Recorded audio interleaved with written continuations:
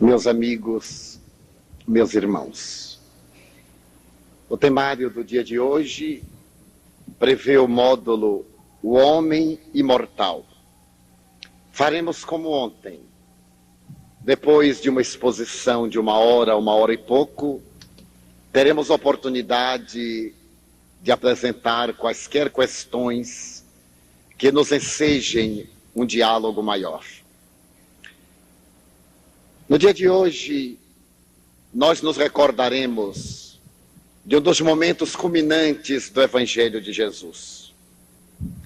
E iniciaremos com aquela interrogação dos seus discípulos muito queridos. Senhor, ensina-nos a orar.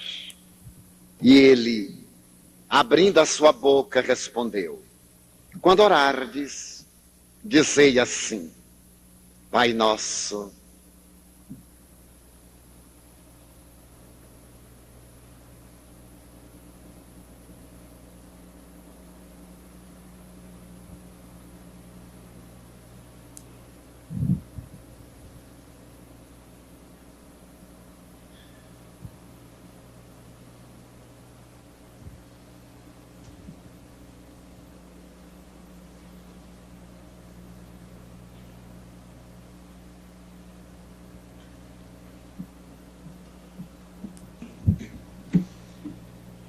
a Revolução de França ainda não lograra as metas a que se havia proposto.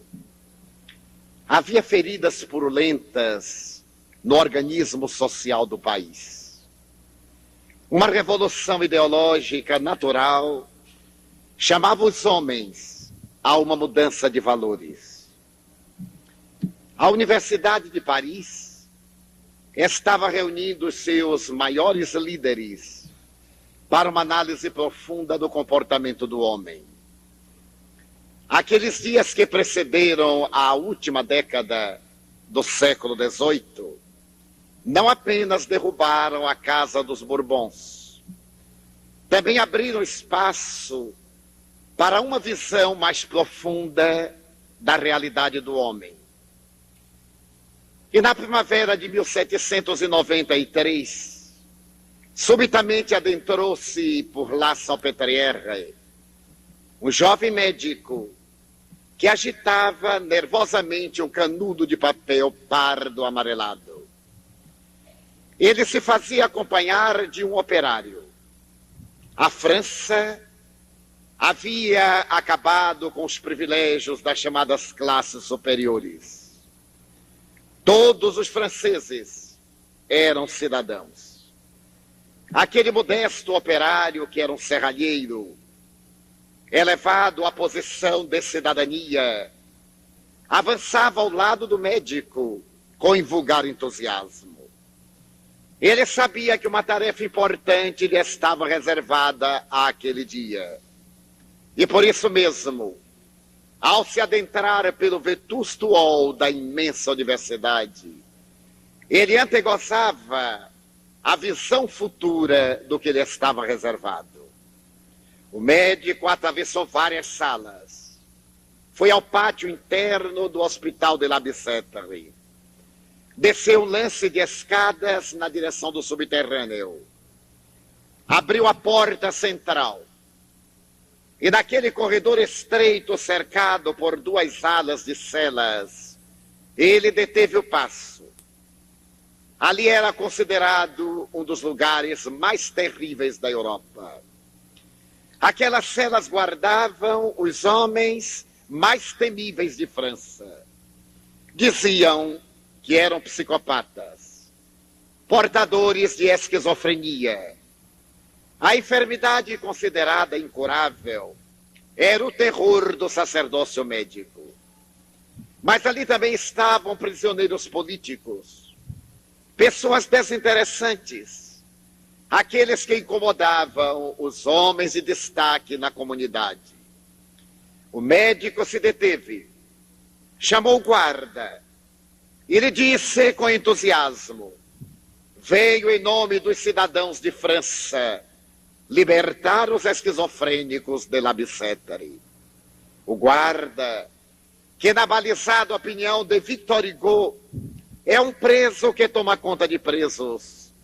Recuou com certo escarnecimento na voz e disse: doutor, certamente o senhor está mal informado. Os homens que aqui estão retidos são criminosos vulgares. Enlouqueceram nas ruas do mundo. Para eles, a ciência médica não tem qualquer terapêutica nem qualquer esperança. Eu tenho ordem de os manter encarcerados, enjaulados como animais, e um grande número deles atados a correntes que estão presas às paredes. O médico, no entanto, desenrolou aquele papel pardo amarelado e leu a autorização para que fossem libertados os 53 esquizofrênicos de Labicétere. O guarda, todavia, retrucou: pois eu não os libertarei, porque se os libertar, eles virão para esse corredor, e porque são loucos, eles matarão ao doutor, e também a mim eles me matarão. O doutor naturalmente se transformará no mártir, mas eu, que sou cidadão comum, perderei a minha vida e a minha família será levada à orfandade, à miséria. O médico voltou-se para o auxiliar que o acompanhava. Ele deu ordens: pois bem, comece a serrar as correntes. Procure a chave central, arrebente o cadeado, porque a partir de hoje não dormirá em Labicétere, pelo crime de ser alienado mental, nenhum paciente. O homem que o acompanhava olhou surpreso e lhe respondeu: mas eu não sabia que o doutor me havia convidado para libertar estes loucos que toda a França teme. Eu também não me atreverei a libertá-los, porque se eu os liberto, eles me matarão. E eu não tenho tendência para ser mártir. O médico insistiu. Tomou a chave da mão do guarda, abriu o cadeado central. As velhas correntes enferrujadas correram nos arcos. Ele se aproximou da primeira porta e começou a abrir. Ante a sua decisão, o guarda e o serralheiro acorreram para o ajudarem. E dentro de alguns minutos, daquele ambiente infecto, entre pessoas enterradas vivas, ele contemplava a sociedade do futuro. Este homem imortal estava agora no primeiro degrau da escada de 3 lances que o levava ao mais baixo fosso do corredor. Ele viu aquela massa informe movimentar-se. Os gritos, as vozes ululantes, eram homens e mulheres que foram levados para ali fazia mais de 20 anos e que não tinham direito de viver. Kierkegaard diria mais tarde: louco é todo aquele que perdeu tudo, menos a razão. Aqueles homens haviam perdido a razão, ou perderam a razão aqueles que os encarceraram.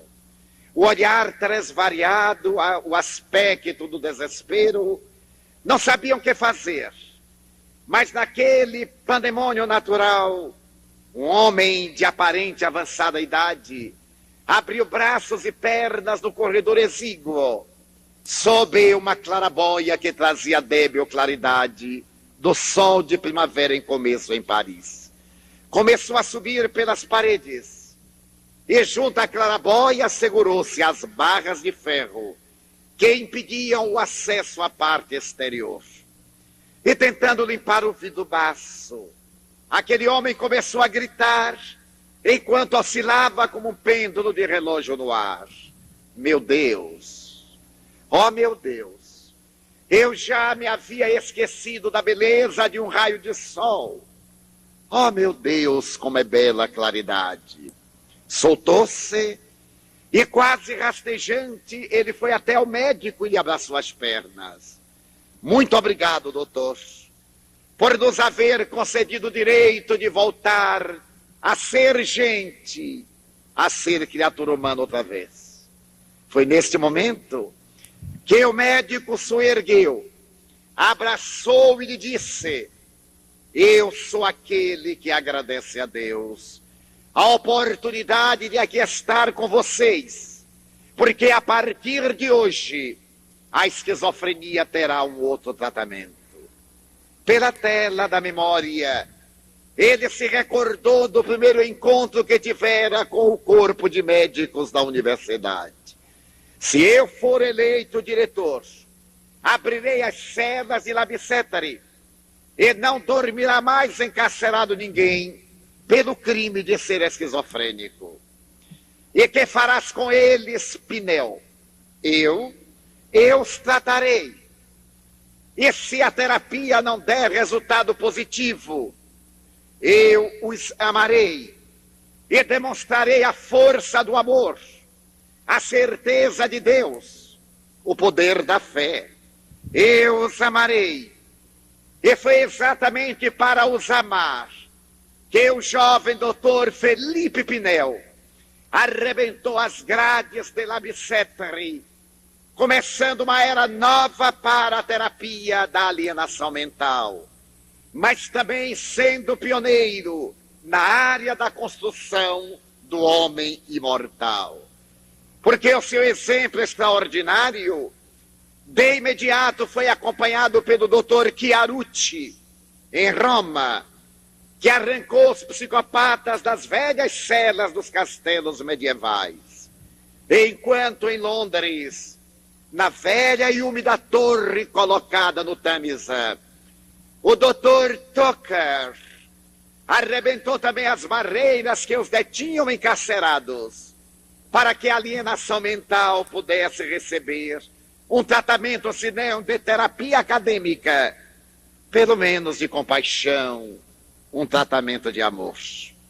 O homem mortal saía das brumas do homem material para vir firmar as suas bases com o eminente codificador da doutrina espírita, que no capítulo 23 do Livro dos Médiuns faz abordagem profunda da obsessão, afirmando que nem toda loucura é loucura, o que também ocorre com nem toda obsessão é apenas uma alienação provocada pelos seres espirituais. Allan Kardec, maior do que Sócrates, foi aquele que teve a coragem de penetrar no organismo do homem psicológico, com o bisturi da investigação acadêmica, e arrancar do corpo putrescível a alma imortal, estabelecendo as linhas básicas do comportamento para o homem integral, que ele começara a 18 de abril de 57 aos olhos do mundo, já que, em verdade, as suas primeiras experiências nesta área tiveram lugar na primeira terça-feira de maio de 1855, quando, na residência de Madame Plenemaison, ele vira hipnotizada, melhor dizendo, magnetizada, Madame Rouget, e acompanhara naquela Rua dos Mártires, número 8, as experiências de tipologia, através das quais os chamados mortos voltavam à vida para dar início à era do espírito imortal. Allan Kardec faz-se então o primeiro psicoterapeuta que propõe um tratamento não acadêmico à grande problemática das alienações mentais. E repetindo Pinel, ele também preconiza o amor através da ação da caridade, propondo que estamos diante de doentes e não de doenças. Posteriormente, a psicossomática, dando curso à opinião da Organização Mundial de Saúde Mental, reconhecerá que não existem doenças, mas que são os doentes, o ser psicológico, que apresenta condições próprias para que nele se instalem as doenças. Também a Organização Mundial de Saúde estabelece que saúde não é a falta de doença. Saúde é o resultado de 3 fatores que propiciam uma aura de bem-estar: equilíbrio orgânico, harmonia psicológica e uma situação agradável de natureza socioeconômica. Quando um desses fatores não está presente, o indivíduo pode ser considerado um doente, porque entra em enarmonia.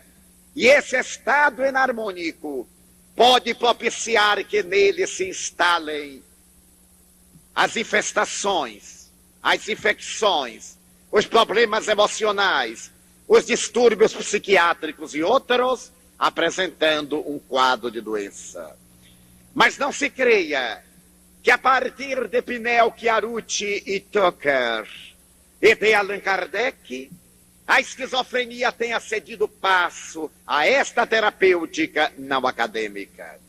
Em verdade, a teimosa esquizofrenia permaneceu no organismo humano, desafiando os avanços da física no começo do século XX, da biologia, da endocrinologia e das ciências que têm por base o psiquismo humano.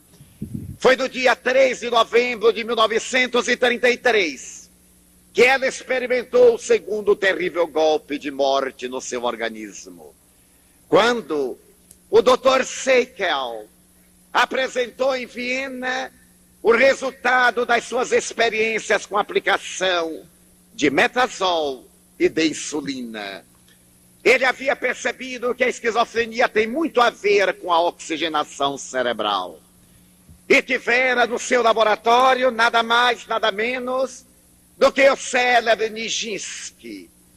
A esposa do bailarino Hommler havia pedido ao eminente psiquiatra americano para que cuidasse do seu marido.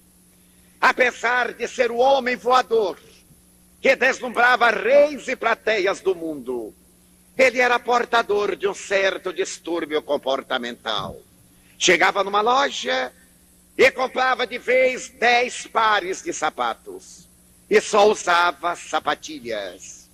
Chegava noutra e comprava 50 gravatas e jamais pôs uma gravata.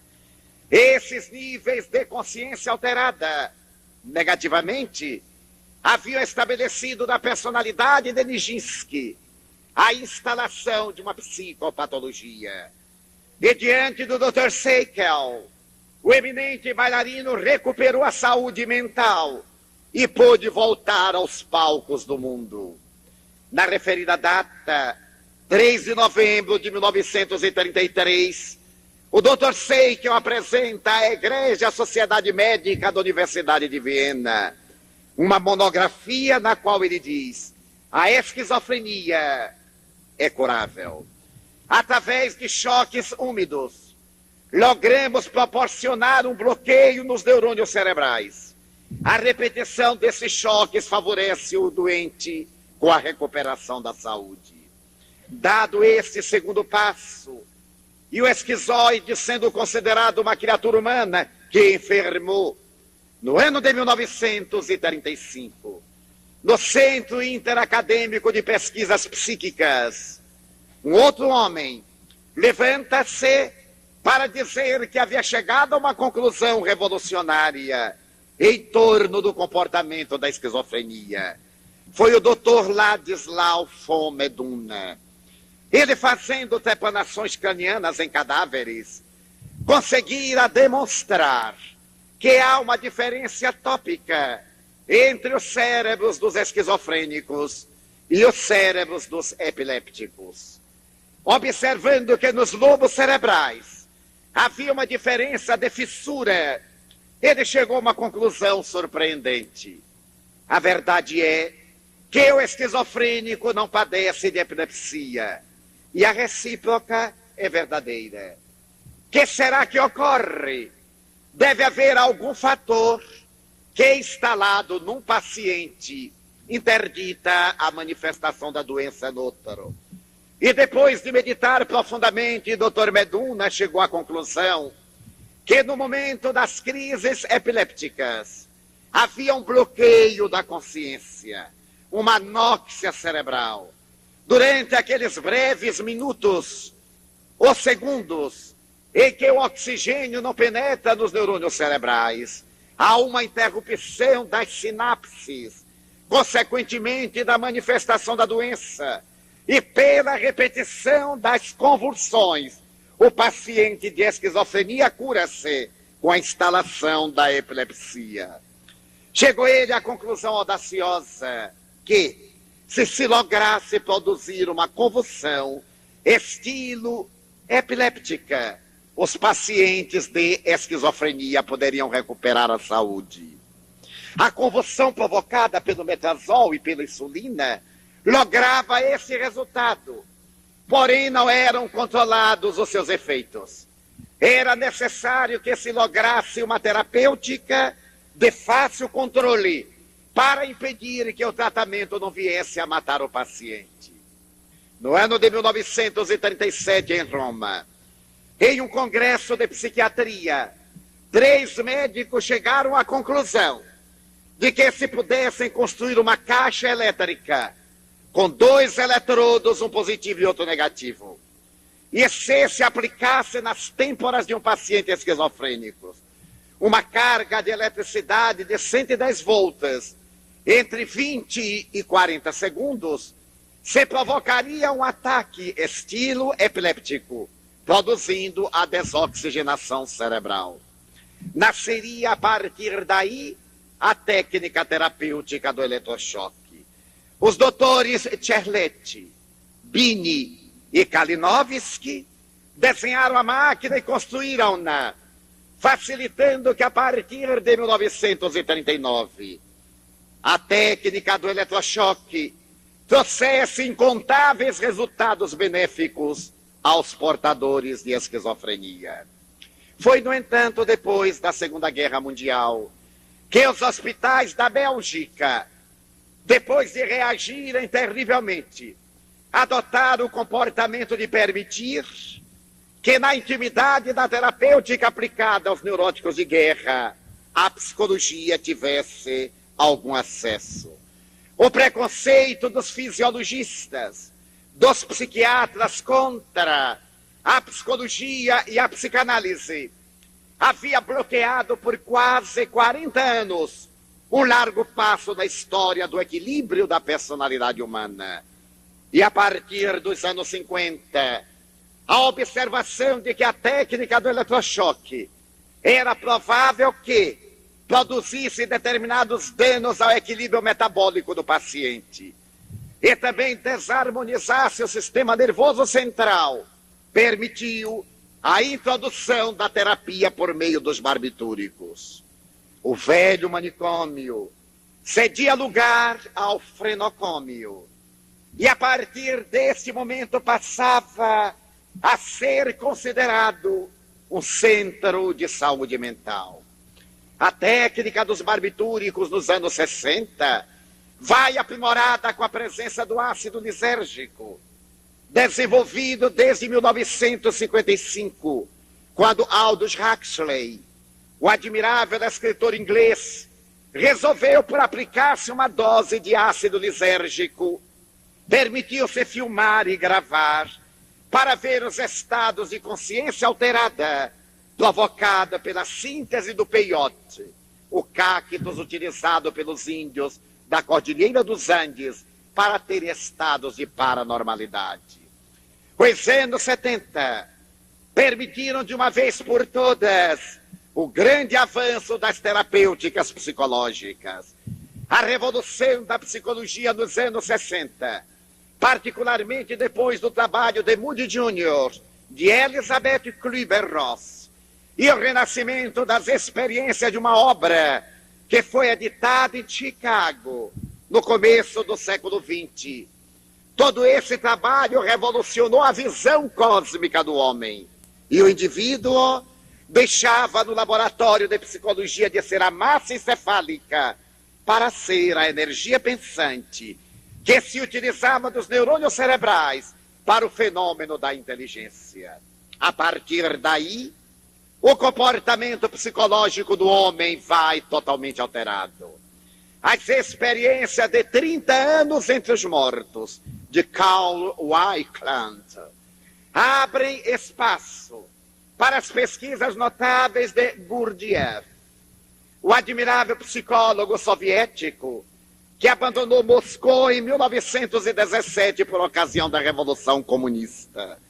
E, acompanhado pelos seus discípulos, fez uma peregrinação pela Ásia. Esteve na China e no Japão. Esteve no norte da África.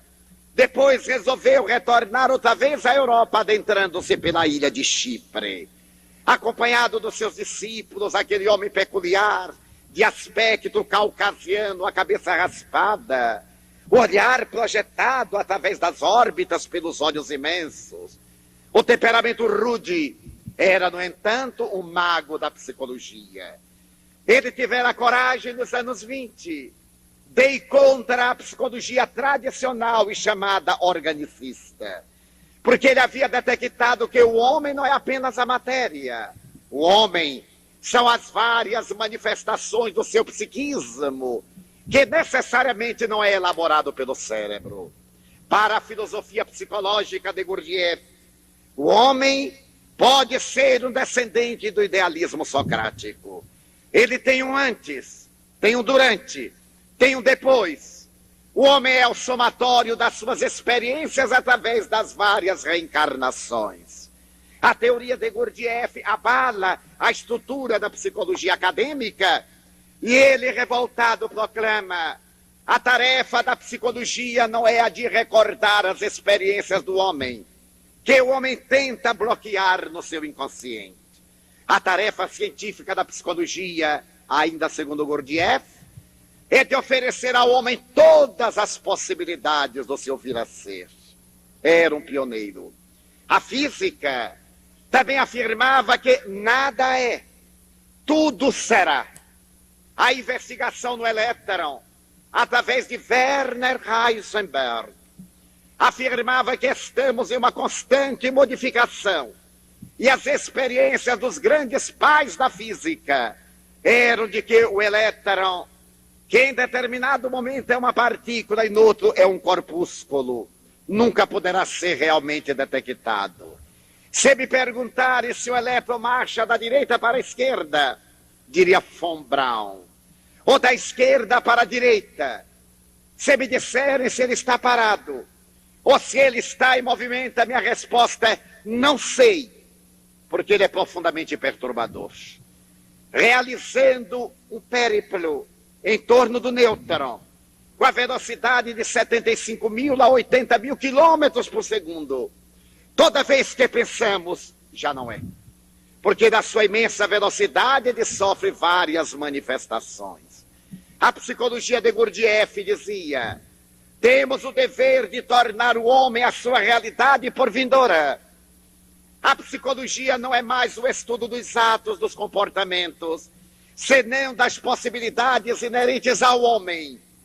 E porque ele falava numa linguagem de certo modo cabalista, de certa forma ritualística, coube ao inglês Pedro Ouspensky a tarefa de interpretar o seu mestre para a posteridade, à semelhança de Platão traduzindo Sócrates, que nada havia escrito.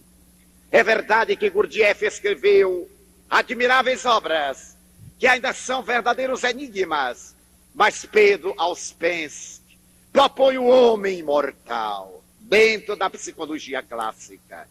Teremos que examinar o homem como espírito, que tem um passado, que demanda o futuro, e que para alcançar os altos níveis de consciência, ele deve em realidade fazer uma viagem para dentro de si mesmo.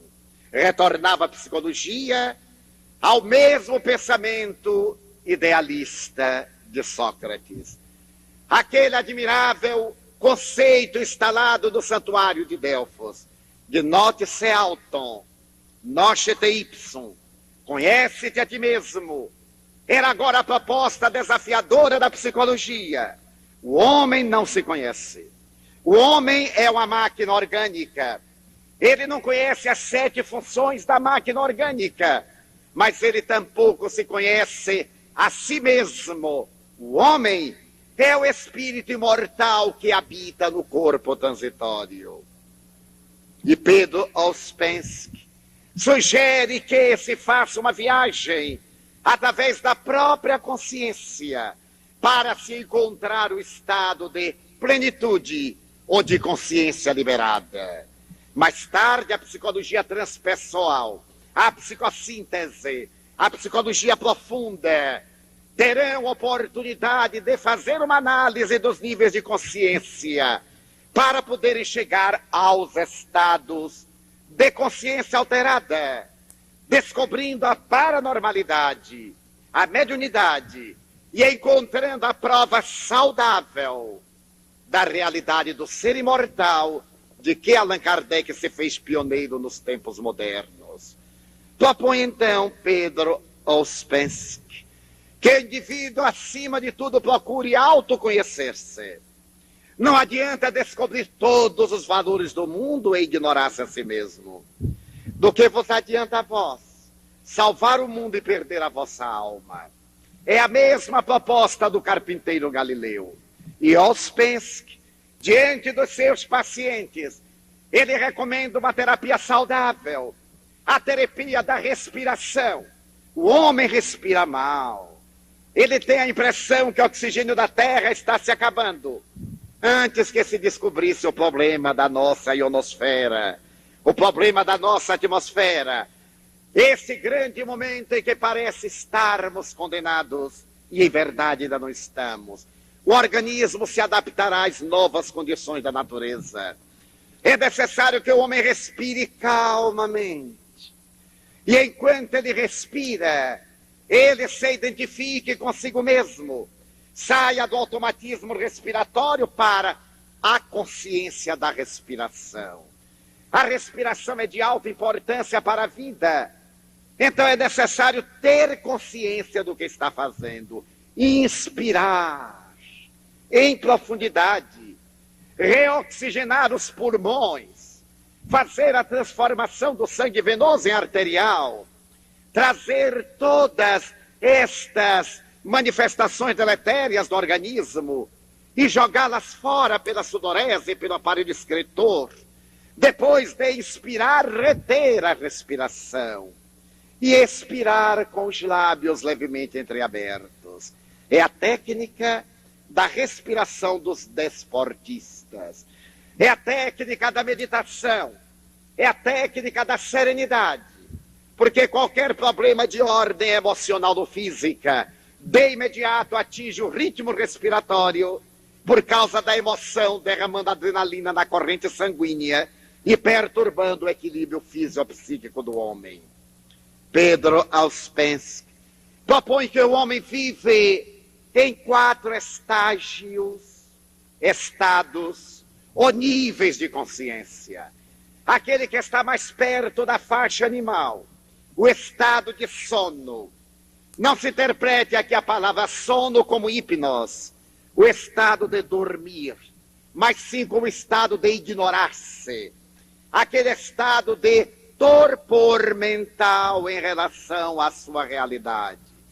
Ele pode estar de olhos abertos, pode ser uma pessoa vibrátil, mas é uma pessoa que não se interessa pela vida em profundidade. O estado, o nível de consciência de sono, é esse estado de torpor para os ideais superiores da vida. Vemos pessoas denomeadas, bem projetadas na sociedade, economicamente bem abastecidas e até lúcidas, que vivem em permanente torpor para as questões do espírito, do idealismo, das realidades de natureza transcendentes. O homem do estado de sono. Gurdjieff, Ouspensky, chamam o homem fisiológico. Este homem que se contenta com tudo que é do pescoço para baixo. Ele come, ele usa o sexo, ele dorme, ele se abastece de sensação, ele procria, ele tem o estado estético de dormir, mas ele não tem o idealismo. Esse estado de consciência de sono é remanescente do que Adler chamaria os estados agressivos, as reminiscências da patologia agressiva da nossa herança atávica animal. Mas por uma lei natural do progresso, que os árabes costumam definir, semelhante ao sol, que ninguém pode deter, o indivíduo sai por automatismo do estado de sono para o estado de despertar. Esse estado de despertar tem duas fases, em nossa opinião. Gurdjieff e Ouspensky não se preocupam muito com elas. Aquele despertar semidormindo e aquele despertar de consciência lúcida.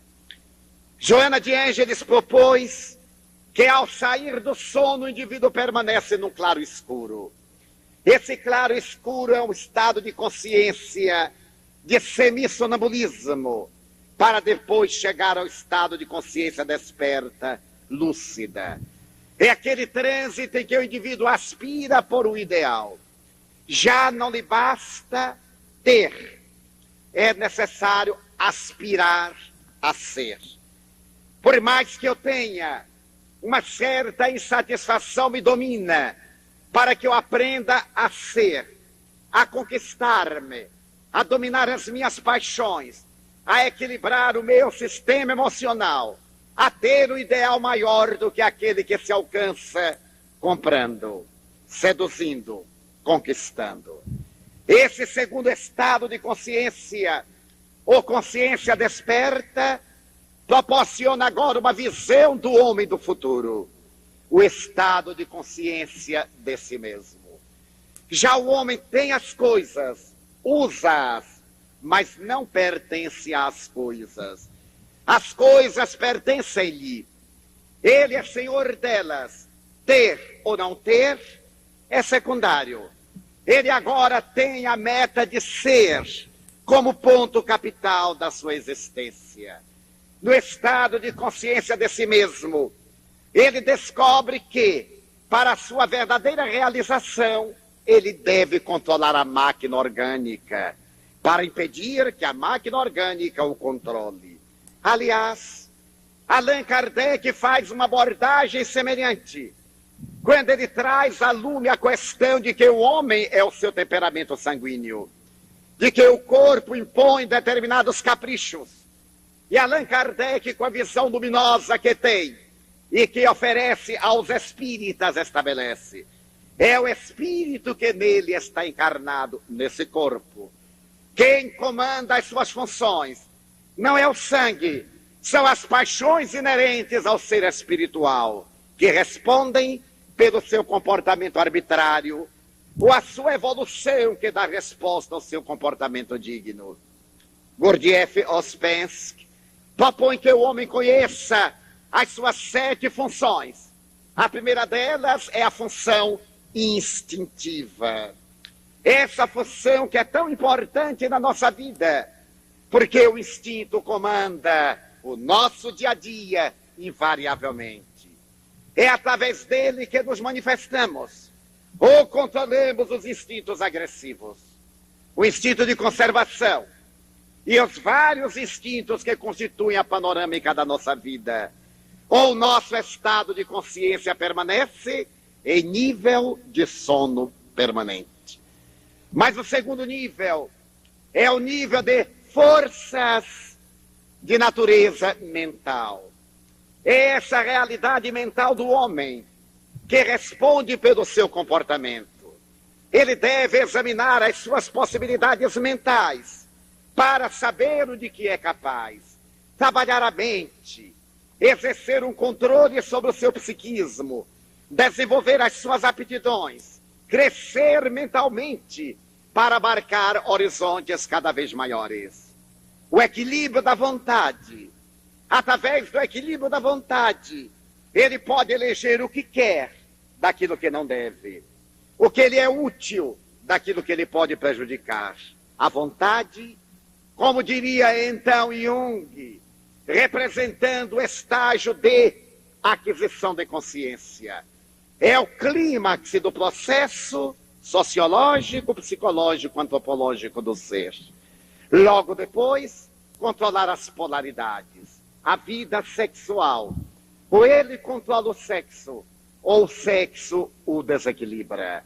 Se ele colocar a cabeça acima da função, conforme a natureza o organizou, ele atingirá o estado de consciência de si mesmo. Mas se ele deixar que a função sexual suba-lhe a cabeça, ele volta ao estágio de horizontalidade animal, vive para e não dá função. Logo depois, ele começa a sexta aspiração, a aspiração de uma consciência superior, que é a consciência cósmica. Através da busca da consciência cósmica, ele supera o terrível inimigo do ego. Esse ego que lhe dá ilusões, que lhe dá desejos e que o frustra. Porque o sofrimento humano, segundo Buda, é o resultado da frustração pela aquisição de uma coisa que não preencheu o vazio do homem. Quando ele se liberta do ego, nesta consciência superior da vida, ele deixa de ser para sermos todos em um. Então ele atinge ao sétimo estágio, o estágio de sentimento universal.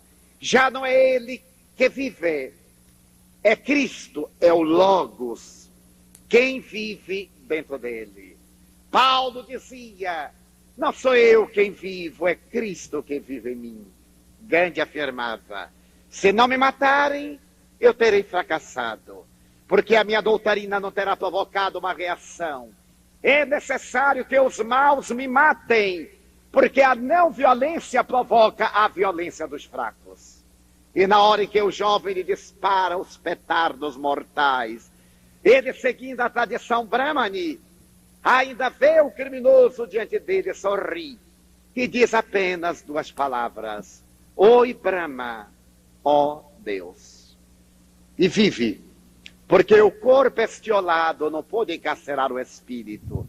E como efeito natural ele continua a viver, porque ele era, como todos nós, um homem imortal. Nesse momento, Pedro Ouspensky, depois de analisar este homem que controla as 7 funções, passa para o 4º nível de consciência. É aquele nível de consciência objetiva. A minha é a felicidade do meu próximo. Eu tenho que criar os fatores propiciadores da felicidade geral. Se esta felicidade que dá alegria aos outros, a minha é uma viagem no meio da tempestade. Os meus são momentos de turbulência, e eu tenho que acabar com a minha turbulência, para que haja serenidade no campo do mundo, onde estou colocado a funcionar. Estes estados de consciência, propostos por Gurdjieff e Ouspensky, iriam encontrar ressonância mais tarde na psicologia, quando se utilizando de um delicado aparelho, fisiólogos e psicólogos podem medir os vários estados de consciência humana, desde o estado de consciência de sono até os estados de consciência alterada, os grandes estados de paranormalidade humana. Mais tarde, após Gurdjieff e Ouspensky, cria-se nas áreas de psicologia o pequenino eletroencefalógrafo. Através dele se pode medir os ritmos das manifestações cerebrais. Mas também se havia detectado que a vida é um resultado de ritmos. O homem vive submetido a ritmos. Se olharmos, por exemplo, o movimento de translação da Terra em volta do Sol, esse se dá automática, sistematicamente durante 365 dias, 6 horas, 30 minutos, 12 graus, com uma ligeira variação de 100 em 100 anos, na sua órbita elipsoidal. Percebeu-se também que o movimento de rotação em torno do seu eixo exigia a velocidade estabelecida para o resultado dos dias e das noites. 1.600 quilômetros horários para esse périplo de 24 horas, fazendo que ela retornasse ao mesmo sentido do movimento inicial. Abandonando-se o movimento dos astros, das constelações, os investigadores dos ritmos da vida constataram que a nossa máquina também funciona dentro de um ritmo biológico. Os movimentos peristálticos, os movimentos cardíacos, perfeitamente mensuráveis, os movimentos respiratórios dos seus automatismos, e chegaram à conclusão que há biorritmos, ritmos da vida, e que esses ritmos podem ser medidos através de ciclos do aparelho cerebral. Estabelecer uma escala, quando esses biociclos são mais de 13 por segundo, formando naturalmente um gráfico muito rápido e de linhas muito juntas, o indivíduo estaria em um estado beta, de perturbação, de consciência de sono, de ansiedade orgânica. Esse estado beta é responsável pela incidência do crime, pela indiferença do homem em relação à vida, pela falta de idealismo superior, consciência de sono. Mas logo deram-se conta que há também gráficos mais largos e menos rápidos, e os denominaram estados alfa, que vão de 8 a 12 ciclos por segundo. Esse estado alfa corresponde já ao despertar da consciência, de consciência lúcida, de consciência desperta, proporcionando ao homem as aspirações ao ideal, à beleza, mas também observaram ritmos mais lentos, mais largos, e que oscilam de 4 até 6 ciclos por segundo, e denominaram esses biorritmos de teta. Utilizaram-se da primeira letra da palavra grega thanatos, que significa morte, para caracterizar este biorritmo. E se deram conta que há um biorritmo em que os ciclos são muito abertos e muito lentos. Vão de 0,1 até o número 2. E deram a esse biorritmo o nome de biorritmo delta. O homem transita em 4 biorritmos, que correspondem aos 4 níveis de consciência propostos por Gurdjieff, Ouspensky e adotados por vários psicólogos. Alguns propõem um 5º biorritmo na área da psicologia transpessoal. E deram-se conta que esses biorritmos são responsáveis pela vida. O estado delta seria o de consciência objetiva. O estado teta seria o de consciência de si mesmo. Então, o biorritmo beta é o biorritmo dos que dormem para os ideais. As pessoas amolentadas no prazer, sempre cansadas. Cansadas de fruir de sensações quase sem emoção. O estado alfa de alguma harmonia é aquele estado em que a consciência brinda ao homem com a possibilidade de repetir os eurecas de Arquimedes. Narra a ciência que foi invariavelmente dos estados alfa que se realizaram os grandes empenhos, grandes descobrimentos da humanidade. O rei Hiero pediu a Arquimedes que avaliasse se a sua coroa de ouro não trazia misturados outros metais. Ele desconfiava do ourives e deu a Arquimedes, o grande químico, pioneiro da química universal, para que examinasse a coroa sem levá-la ao forno de fundição. E diante de uma proposta tão absurda, o grande filósofo grego começou a pensar e constatou que era impossível atender à exigência do rei Hiero. Narra-se então que, estando a banhar-se numa banheira tépida, de água tépida, subitamente ele fez um estado alfa, 8 a 12 ciclos por segundo, e encontrou a solução. Digamos em psicologia que ele teve um insight, uma iluminação, e para não a perder saiu correndo nu, gritando: Eureka!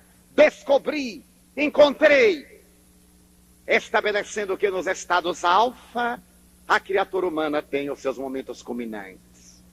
Nem sempre. Porque Albert Einstein vivia praticamente em estado alfa. E conta-se que um dia, depois de haver trabalhado por mais de 24 horas, ele saiu do laboratório na Universidade de Princeton para ir almoçar no refeitório. No corredor do edifício ele encontrou um aluno, que ele fez uma pergunta. Os dois conversaram um pouco. E ao terminar a conversa, Einstein não sabia de onde vinha nem para onde ia. Então perguntou ao aluno com certa gentileza: meu filho, quando nós nos encontramos, eu estava vindo do laboratório para o refeitório ou do refeitório para o laboratório? E o aluno, que era pior do que ele, disse: professor, o senhor estava vindo do refeitório. Ah, muito obrigado, então eu já almocei. E voltou para o laboratório. Em Einstein, isso fica muito bem. Se fosse qualquer um de nós, numa sessão espírita, já diziam que nós éramos ABC dado. Todas as letras. Não seria nem obsidiado. Seria ABCDado. Pois bem, os seus estados alfa. Há estados alfas notáveis. Newton, o grande gênio, recebeu um convite para jantar com o rei. E a hora aprazada, ele se adentrou pelo quarto para trocar de roupa. E ao fechar a porta do quarto, ele viu o pijama pendurado no cabide. Então ele olhou e disse: eu acho que eu vim dormir. Vestiu o pijama e se foi deitar. Mas ele era campeão. Porque ele perguntou a uma senhora como é que se podia cozer um ovo. Como é que eu poderei cozinhar um ovo de maneira eficaz? Ah, professor, põe a água a ferver. Quando ela estiver ligeiramente tépida, coloque o ovo dentro, olhe o relógio, 3 minutos. Mas era tão fácil. Ele então fez exatamente como a senhora mandou. E se passou meia hora. Se passaram 40 minutos e o ovo não ficava pronto. Só então ele se deu conta que jogou o relógio na caçarola e ficou contemplando o ovo. Os estados alfa. Eles têm os seus próprios caprichos. Mas é desse estado alfa de relax que se pode adquirir pela prece, pela leitura salutar, pela meditação, pela concentração, que o indivíduo, sem se alienar, sai do mundo objetivo para o mundo interior, entrando na consciência de si mesmo e abrindo espaço para o biorritmo teta. O biorritmo teta é propiciador da paranormalidade humana. Afirma-se que é no estado teta de biorritmos que o indivíduo estabelece os parâmetros das comunicações mediúnicas e de determinados estados parapsicológicos de consciência alterada.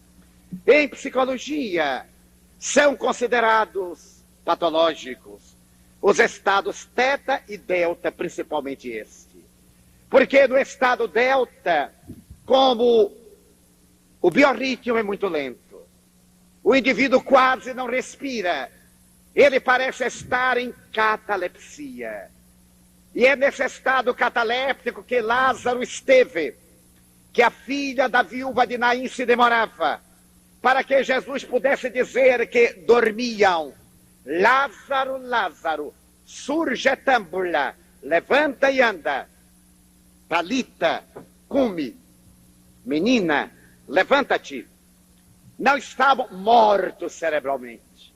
Encontravam-se nesse estado de biorritmo delta. Portanto, no estado de consciência objetiva, seu cérebro não guardava a consciência, que é o estado espiritual.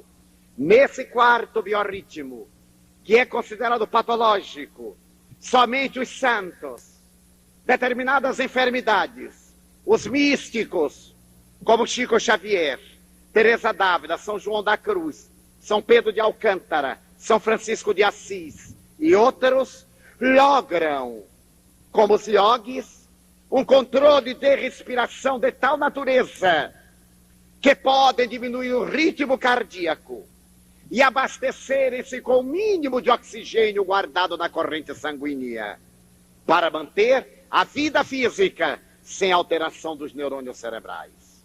Esses biorritmos, esses níveis de consciência vieram demonstrar o que a doutrina espírita afirmava através da mediunidade.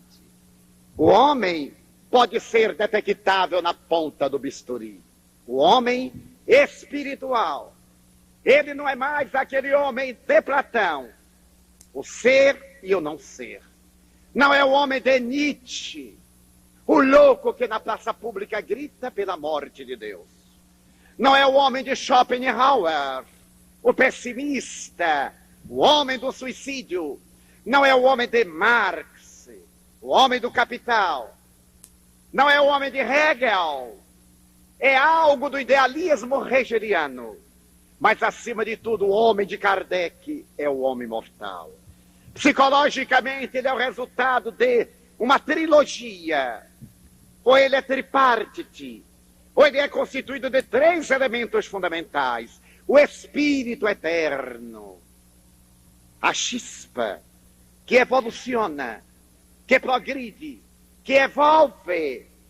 Esta chispa, na palavra de Emmanuel, fascículo de luz que um dia cai na atmosfera convulsionada da Terra, a caminho da luz, psicografado por Chico Xavier.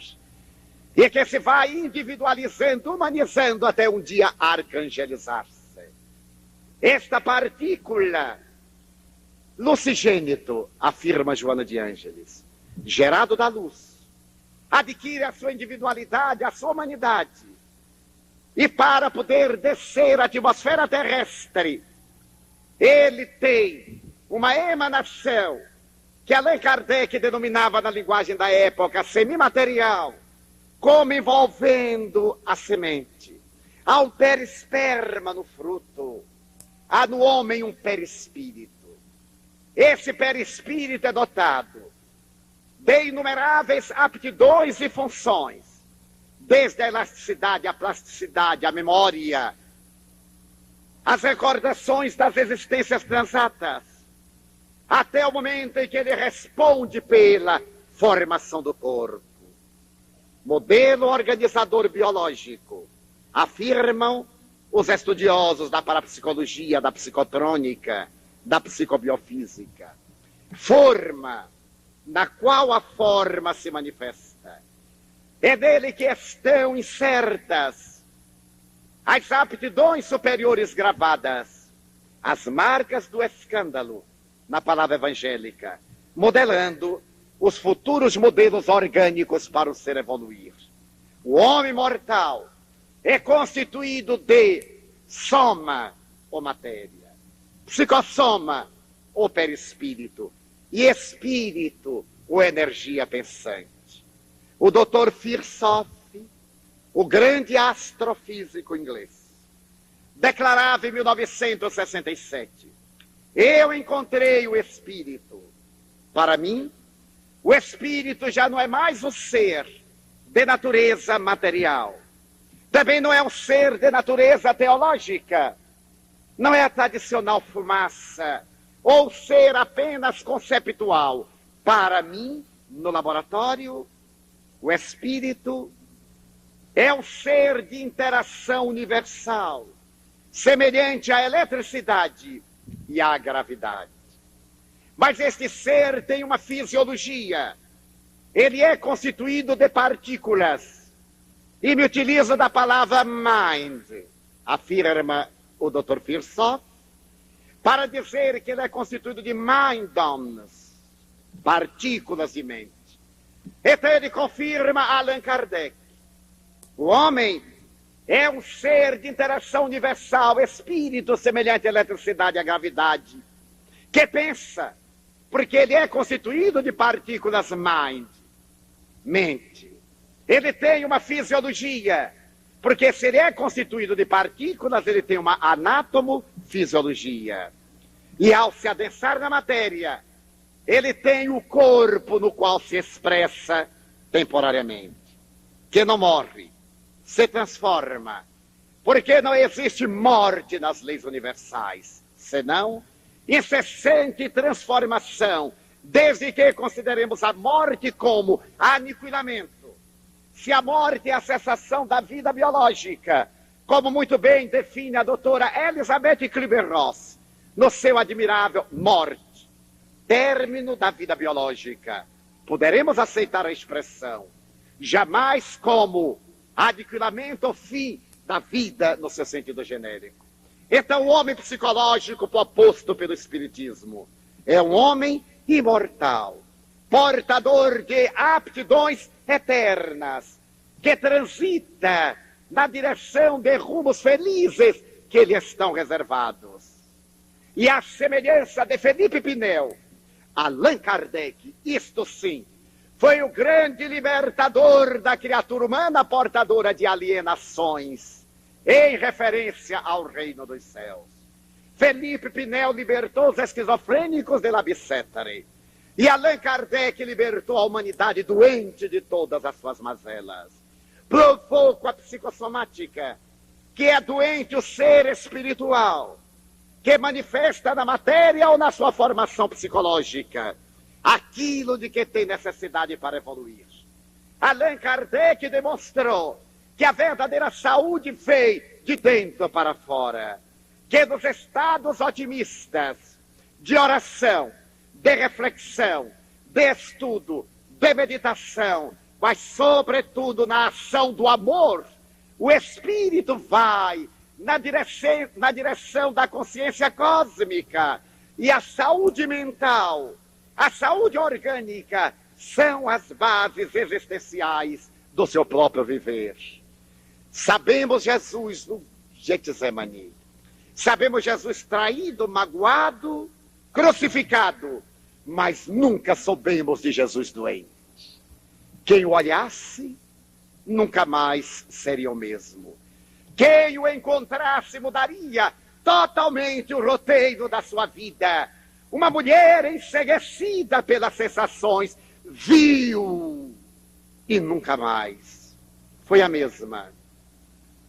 Um jovem rico travou contato com ele, e uma profunda melancolia assinalou-lhe a vida a partir de então. Homens humildes, que eram ignorantes dos conhecimentos terrestres, depois que estiveram com ele, mudaram completamente o ritmo da sua e da história da humanidade. Todos aqueles que se deixaram tocar por Jesus, o homem imortal, o ser mais perfeito que Deus concedeu à criatura humana para servir-lhe de modelo e guia. Resposta da questão 625 do Livro dos Espíritos. Quem teve esse contato com Jesus? Nunca mais. O homem mortal, proposto pela doutrina espírita, esse homem que viveu ontem, que vive hoje, que viverá amanhã, cuja vida é uma epopeia de feitos, cujo evangelho é um ritmo na ação do bem. Trabalhar para o engrandecimento da terra, saindo da consciência de sono para a desperta, desta para de si mesmo, e daí para a consciência objetiva, eis o nosso desafio, o nosso fanal, a razão pela qual estamos na terra, homens psicológicos que somos, homens imortais, na busca da estrela máxima que é Jesus.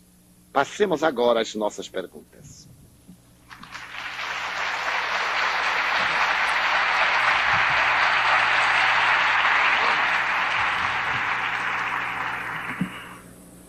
Se alguém elaborou alguma pergunta dentro dos 3 temas, nós pediríamos aos que nos ajudaram ontem para que, por favor, recolham-nas. Mas entre as que ficaram antes, nós temos aqui 2. A pessoa indaga: por que esta preocupação em morrer na guerra se o homem não morre? A guerra traz progresso, veja o Japão, a Alemanha, etc. Berço esplêndido não progride. A ironia não justifica. A pessoa não entendeu certamente. Quando nós nos referimos a guerra do Vietnã. A guerra é um estado de barbárie, seja berço esplêndido ou berço convulsionado.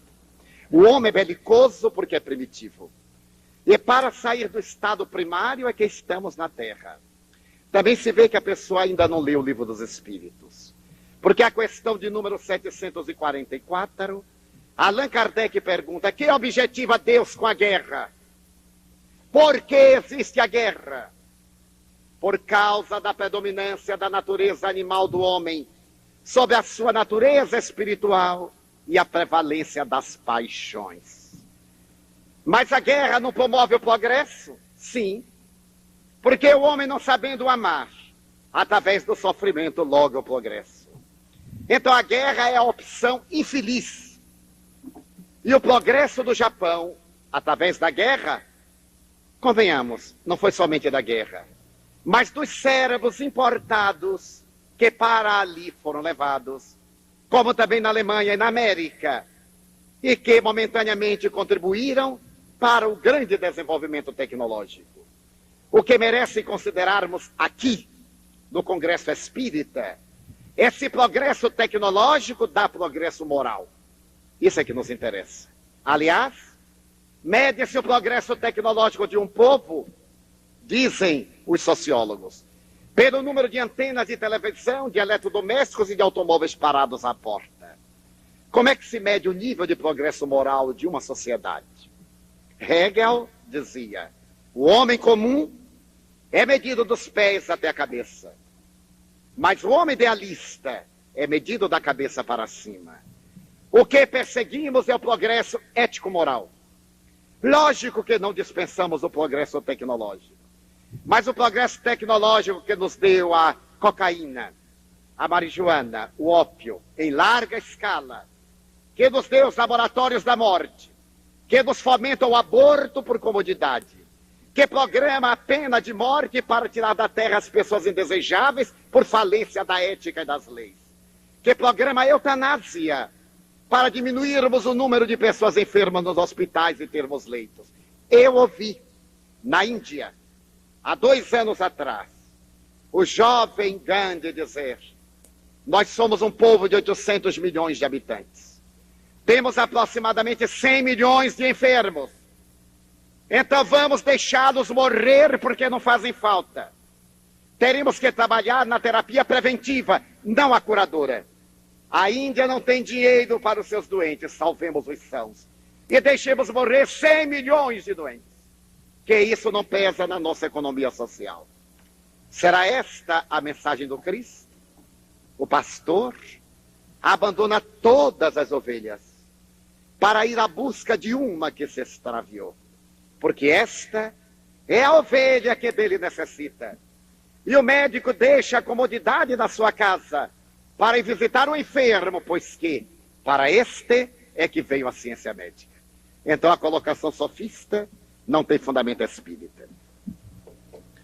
Sua experiência na Índia com Sai Baba.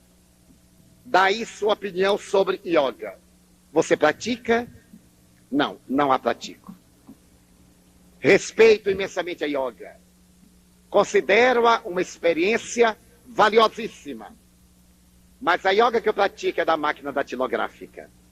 Tenho que prender a respiração 12, 16 horas por dia para manter o ritmo cardíaco. A yoga traz saudáveis benefícios para a criatura humana e não é necessário que ele faça apologia. A minha experiência com Sai Baba na Índia foi das mais proveitosas e das mais enriquecedoras. Encontrar um dos maiores paranormais do século, porque tivemos a oportunidade de vê-lo atuar. E no fenômeno psicapa ainda não vimos, se há, alguém me indique. Quem tem a maior poder de aglutinação molecular? Vimos-no fazer vibute, a cinza perfumada, vimos-no materializar uma rosa às 10 horas da manhã, diante do sol a 5 metros, mover a mão e dar uma rosa fresca ao aluno seu, que depois eu peguei para cheirar. Acompanhamos a trajetória, mas sobretudo o homem de consciência objetiva, o homem que ouve, o homem que sente, O tempo é sempre o nosso inimigo. Mas alguns anos atrás eu tive um problema cardíaco bastante sério. Mesmo sob medicação, um dia houve que a minha angina pectoris foi tão terrível que eu mal conseguia respirar. O professor Hermógenes falava-me sobre Sai Baba e eu reagia, ou não me interessava. Então, ele me dizia, Hermógenes, que Sai Baba possui o dom da ubiquidade. Nesse dia que eu sentia muitas dores, eu me lembrei de Sai Baba. Havia tomado vasodilatador, havia aplicado a medicação, havia feito técnica de relaxamento, mas não podia respirar. Então sentei-me à cama, orei, como cristão que sou e espírita. Orei, chamei por Jesus e pedi a Ele, o guia da humanidade, que permitisse, se possível, que Sai Baba me diminuísse aquelas dores. Concentrei-me e procurei ficar em atitude receptiva. Então eu vi nitidamente um camafeu de expressivo porte, e dentro dele um homem de cabelo black power, que eu não conhecia, nunca lhe havia visto a fotografia, mesmo porque ele era e ainda é muito desconhecido no Brasil, e o era muito mais há 4 anos atrás. Ele então me fez um gesto. Eu achei aquilo curioso e adormeci. No dia seguinte eu estava sem dores, mas só à tarde eu me lembrei e achei que foi um fenômeno ideoplástico. Como eu havia apelado para ele, me autossugestionei, porque o espírita não pode abdicar do bom senso, da crença raciocinada, muito entusiasmo, mas muito bom senso, para não incorporarmos a nosso movimento manifestações esdrúxulas, superstições, técnicas anti-espíritas, não as rotularmos de espiritismo que não são, por entusiasmo transitório. Melhor negar 9 verdades entre 10 a aceitar uma mentira. Não é que devamos estar armados contra, mas estarmos receptivos para a análise. E entusiasmo não dá fé raciocinada a ninguém. A fé raciocinada é resultado do estudo, da meditação, da análise, do sofrimento, da vivência. Porque senão vivemos de médio em médio como quem toca de penteado, procurando o fenômeno que não dá fé a ninguém. O fenômeno chama, só a doutrina convence. Então eu achei que era o resultado de um entusiasmo, de uma ideoplastia, não de importância. Passaram-se os meses, e estando no Rio de Janeiro, Hermógenes me disse, estou com a intuição que este ano você irá à Índia. Ele disse, só se for em espírito e verdade, porque em corpo e matéria eu não posso. Depois você irá em corpo e matéria. Para encurtar, eu terminei indo. E chegando lá, me veio uma curiosidade natural. Estava com Nilson e éramos 21 pessoas. Saímos de Bangalore, uma viagem de 30 minutos, e quando chegamos ao Ashram, Whitefields, um lugarejo, eu fiquei curioso e ansioso por conhecer Sai Baba, já que estávamos ali. Um dos critérios que me chamou a atenção sobre a honestidade de Sai Baba foi de como ele recebe as pessoas. Não há cartão de apresentação, não há telefonema de intermediário. Não há pistolão, pelo menos aparente. Nós acompanhamos 16 dias, 22 vezes. Todo mundo chega e fica em pé numa fila indiana, que são marcadas no chão as diversas filas. Depois vem alguém com um saco e umas pedrinhas numeradas. Quem tirar a número 1 é o primeiro que corre para sentar-se na beirada do lugar por onde ele vai passar. O que tirar a última fica no último lugar, vê, mas não tem um contato mais próximo. A fila que eu estava com Nilson, o rapaz, o número 56 à minha frente, retirou a ficha número 1. E nós fomos correndo e sentamos. Não deu para sentar em posição de lótus, não era por causa da idade, por falta de hábito. Mas sentamos de qualquer jeito. Sentamos-nos e no momento veio Sai Baba. A emoção é indescritível. E na minha idade, eu não me impressiono mais com facilidade. Ele veio suavemente como uma aragem, muito doce, sorrindo. Veio, entrou pelo lado das mulheres, que são separadas dos homens porque elas são melhores, ficam longe do contágio. Então ele veio, passou, e ele vai passando, para e toma cartas. Ninguém pede nada, ninguém fala nada, porque, segundo diz, ele sabe tudo. A mente dele tem o radar, e então ele vira, aponta uma pessoa, pede a carta, enfim, ele é que resolve. E por incrível que pareça, o povo atende. Não tem guarda, tem um outro auxiliar, quando alguém se levanta, pede que se acalme, e ele vai passando, ele diz, é agora que eu vou ver se foi ele ou se não foi. Porque se foi ele, ele vai se lembrar. E se ele tem o dom da ubiquidade, ele agora vai dizer. Ele veio andando, e eu fiquei olhando para ele. Veio e parou diante de mim. Parou. Olhou para mim, me apontou e perguntou em inglês. Nós nos conhecemos. Eu não falo inglês. Eu mastigo umas 2 ou 3 palavras. Nós nos conhecemos, verdade? Ele disse, é verdade, Swami. Quantos dias vai ficar aqui? E eu disse para ele, 19 dias. Espere. E saiu. Eu fiquei em estado de... omiti um detalhe muito importante.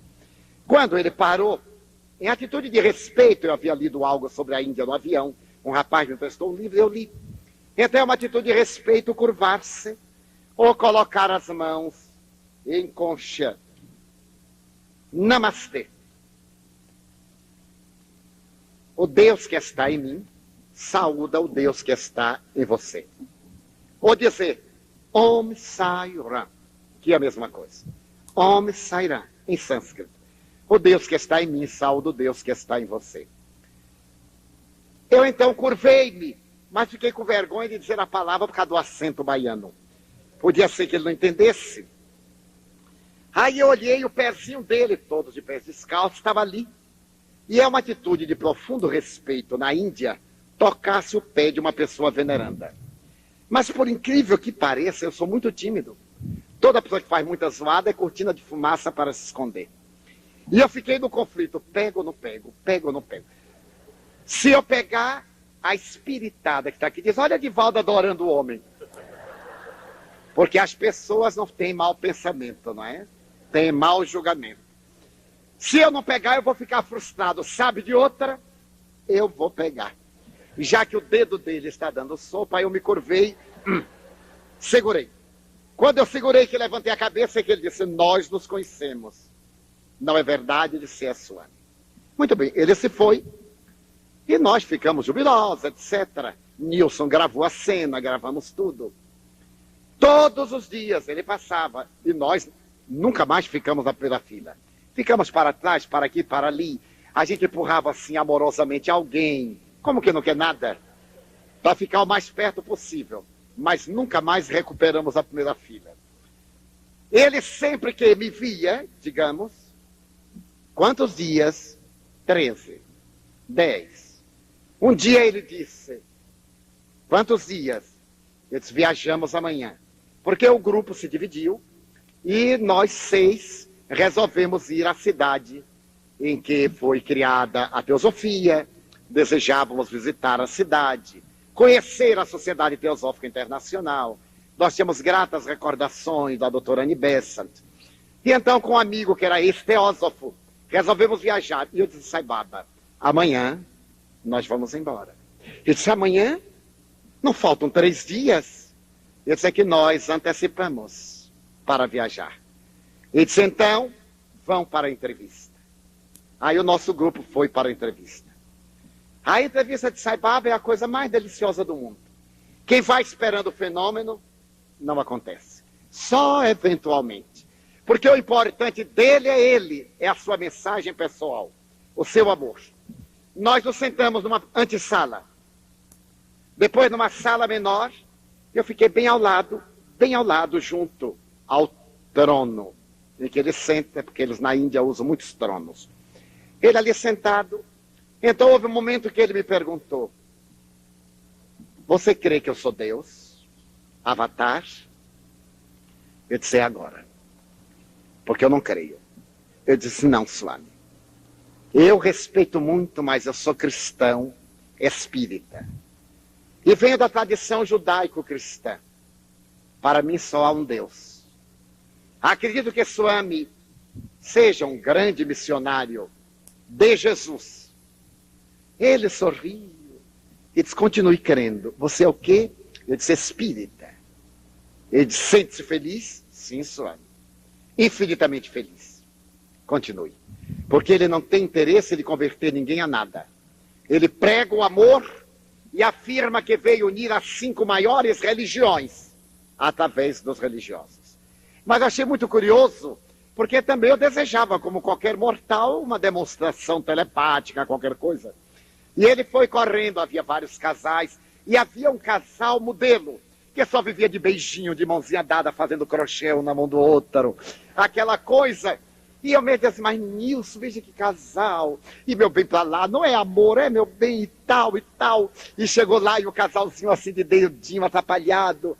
Aí Swami olhou e disse pra mulher, você precisa de deixar de brigar com seu marido. Eu caí do cavalo. Todos nós. Aí ela disse, não, Swami, nós até que não brigamos, não é bem. Ele disse, brigamos sim, como cão e gato, eu já não aguento mais. É, Swami, nós brigamos muito. Swami disse, pois, ao invés de estarem assim, andem assim, ao lado. Eu aí disse a Nilson, muita propaganda, pouco resultado. Muito beijinho na rua, tapa dentro de casa. Então, de Sai Baba, as experiências são muito interessantes.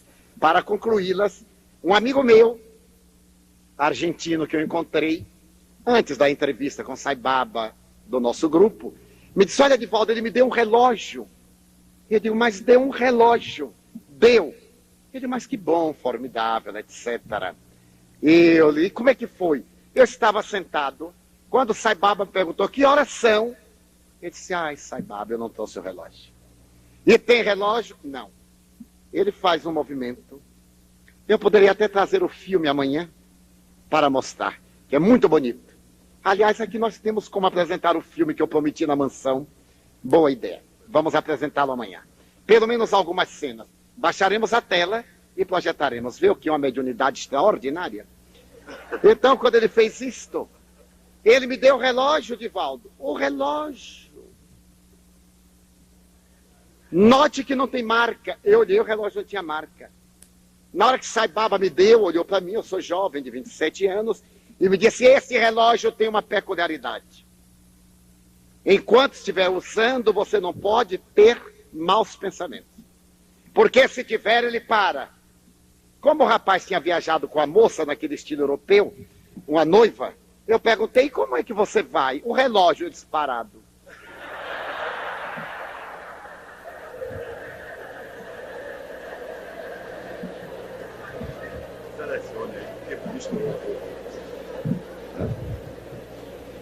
Em que estágio de consciência se encontra uma pessoa catatônica? Está no estado delta, porque é um estado patológico. É aquele que a psicologia e a psiquiatria consideram patológico. Os ciclos cerebrais são muito lentos, a pessoa está semimorta, cataléptica, catatônica e outros estados equivalentes.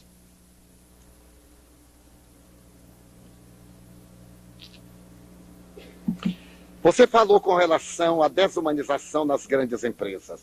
Como pode o psicólogo atuar para lograr algum êxito na área de recursos humanos? Reumanizando os líderes. O nosso trabalho tem que ser de cima para baixo. Porque muitas vezes nos preocupamos com a miséria socioeconômica. É muito válido, hein? Não vão dizer que eu combati, pelo amor de Deus, ouçam bem. Vamos fazer a caridade, vamos ajudar, vamos socorrer. Mas não vamos esquecer os simãos, os cobradores de impostos, os ricos. Vamos fazer que eles se tornem mais justos, que trabalhem para construir uma sociedade justa, que criem empresas, que criem empregos, que ao invés de aplicarem nos jogos de valores que rendem sem dar trabalhos ao homem, que abram oportunidade. Então o psicólogo de recursos humanos terá que trabalhar com esses homens, mostrando-lhe, sobretudo, a falência dos valores orgânicos. A psicologia americana diz que o americano em geral tem horror à morte. Henry Ford, primeiro que acreditava na reencarnação, não admitia que pronunciassem a palavra morte diante dele. E apesar disso morreu. Randolph Hearst, que era o dono das cadeias de televisão e de rádio nos Estados Unidos, cuja filha entrou no movimento semiótico, uma loucura que houve por aí. Este homem, que era uma das 10 maiores fortunas do mundo, proibia a cadeia de televisão de pronunciar a palavra morte. Tal o horror que ele tinha da morte. E está com uma infecção terrível às portas da morte. Howard Hughes, o grande diretor de cinema, que pegou uma psicose, com medo de bacilos e de micróbios, ele vivia em ambientes asepsiados. Foi para a Nicarágua, em Manágua, numa suíte de hotel, que era um andar, tudo asepsiado. Ele morreu de infecção por bacilos terríveis. A morte é um fenômeno biológico, então temos que dizer a esses capitães de empresa que eles devem ser humanos e ensinar-lhes a técnica de que o dinheiro é meio, não é a finalidade principal. O psicólogo começará valorizando-o para que ele, autoestimulado, passe a distribuir esses valores humanos da justiça social que o dinheiro não dá, somente o sentimento iluminado por uma consciência de alto nível.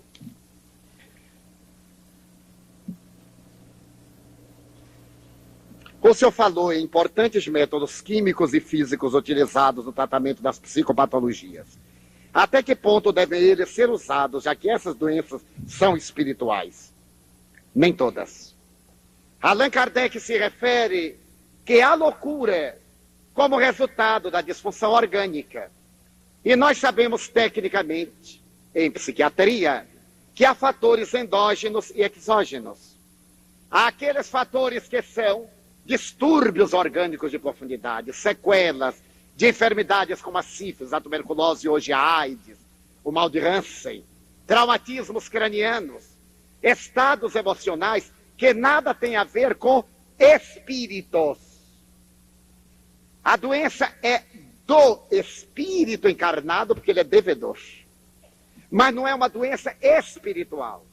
O doente é um espírito alquebrado, permitindo que se instalem as doenças. As doenças espirituais seriam na área da obsessão. A terapêutica médica é muito válida. E nós espíritas não devemos ter implicâncias contra a medicina, transferindo para os médiuns a tarefa que compete aos médicos. Quando a divindade permite que os médiuns tragam espíritos generosos para essas terapêuticas curadoras, é por caridade, mas não é por finalidade principal da doutrina espírita. Os métodos físicos e químicos, e até o eletrochoque, em alguns casos, são válidos. Mas agora dispomos também de uma gama imensa de terapias alternativas, que podem e devem ser aplicadas de acordo com a psicopatologia.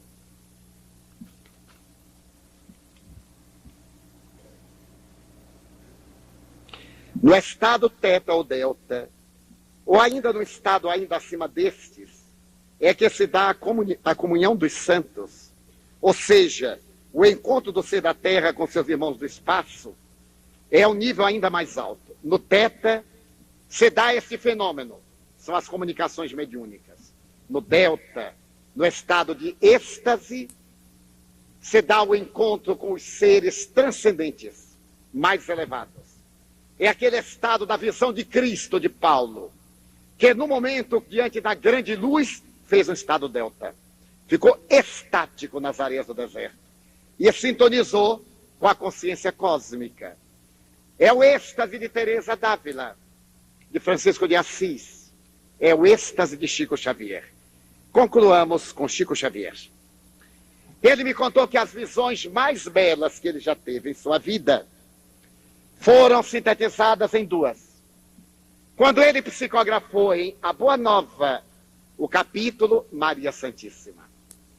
É o momento em que Maria se desprende do corpo na ilha de Pátamos, no promontório de Patmos, melhor, no promontório de Éfeso, vai ao Calvário e depois ela vai a Roma para estimular os mártires ao sacrifício. E ele me contou que a sua visão psíquica daquela cena que Humberto de Campos plasmava foi tão maravilhosa que, em espírito, ele desmaiou. E a segunda visão, portanto, delta, mais extraordinária da sua vida mediúnica, foi no Paulo e Estevão. Para poder captar o pensamento paulino, e isso aqui deve merecer a reflexão dos espíritas, de todos nós, que aceitamos facilmente quaisquer informações. Se disserem que Jesus apareceu aqui, a gente já sai, ai, mas Jesus esteve lá no congresso, conversou com fulano, com Beltrano, pode ser Jesus Alonso. Jesus Cristo, muito cuidado. Por causa dos níveis de consciência, das vibrações. Então Chico narrou que depois de uma larga preparação a que ele foi submetido, e a que Emmanuel se submeteu, em uma fazenda do Ministério da Agricultura onde ele foi trabalhar, as noites foram reservadas para a psicografia. Ele entrava em transe na terra, para dar uma ideia tosca, a regular distância, Emmanuel fazia também um transe, e das regiões felizes onde se encontra Paulo, Paulo, recordava, pensamento a pensamento, ele transmitia a Emmanuel, que vestia o pensamento pelo verbo, mandava a imagem na ideação, e o automatismo psicografava. Então Chico foi médium de Emmanuel, que foi médium de Paulo.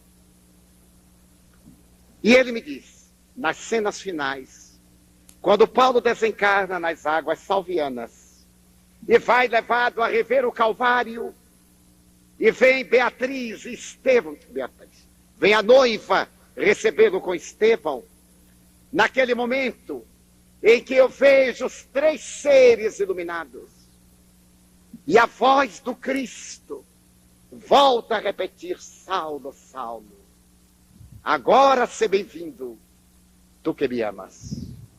Começas a entrar no meu reino. Aí o Chico me diz, eu em espírito desmaiei. Isso dá a ideia do estado de profunda concentração que leva a esse nível de consciência delta, para podermos avaliar que a nosso alcance também está a lograr essas etapas, partindo da nossa consciência de sono para o nível de consciência desperta de si mesmo e objetiva, nós atingiremos os estados teta e delta com relativa facilidade nas próximas reencarnações. Até amanhã.